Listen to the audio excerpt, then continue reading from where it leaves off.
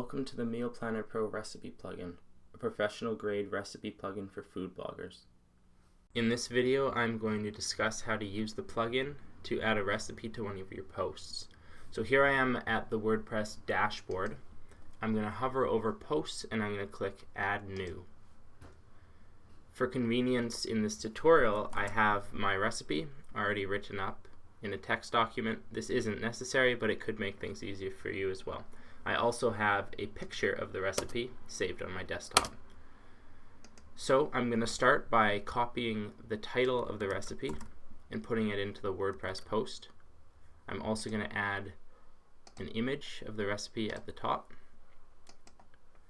And below that, I'm going to put all of the description of the recipe that isn't part of the recipe itself. All of this so far is identical to how you would normally be using WordPress, even for a post that had no recipe in it. So I have my title, my image, and my text. Now I'd like to add the recipe itself. So the first thing I'm going to need to do is click on the image I've added and click the little pencil. I need to grab this URL of the image. I'm going to need it later. So this is now highlighted, and I'm going to copy this, and I'm going to close this again. Okay, now that I have that, I'm ready to add the recipe.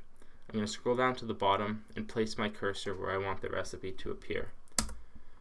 Once the cursor is where I want the recipe to appear, I'm going to click on the Meal Planner Pro recipe icon.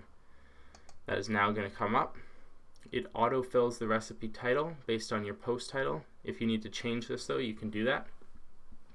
Now I'm going to paste in the recipe image, which I copied. That is now there. Okay, so now I need to grab the ingredients and the instructions. So I'm going to take the ingredients from my Word document here. Note that I'm not selecting the word ingredients that's already going to appear. I just want the list of ingredients, one per line. Now I'm going to go down to instructions, and I'm going to grab these instructions. Now this is pasted in here. The important thing to note about this though is that it is going to automatically number your instructions, so you don't want to also have numbers in here.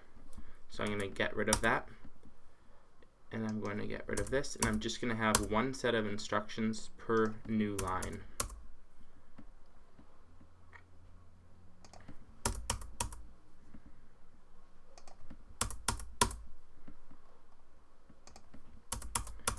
Okay, now that this is done, I could add my recipe now, but I do also get the option to add further detail if I want to. So I'm going to click on more options, and I can fill out a bunch of different fields here depending on what information I have. I'm just going to fill out a couple of them. I can see I have here the prep time, the cook time, and the total time, so I'm going to put that in. Prep time is 0 hours and 5 minutes. Cook time is 0 hours and 15 minutes, and it's going to automatically calculate the total time at 20 minutes, although I can edit this field if I need to. The only other piece of information I have for this recipe is the yield, which is 4 people, so I'm going to put 4 in there. I can fill out other fields if I want, but for now I'm going to click Add Recipe. I can now see that a recipe placeholder has been put here. So I'm ready to publish my post. I'm going to do that. And now let's take a look at how it looks on the site. I'm going to click View Post, and we can see we've got our title, our image, and if I scroll down, we have the recipe itself formatted down here. We have the instructions, ingredients, the picture, prep time, all of these special fields we put in here.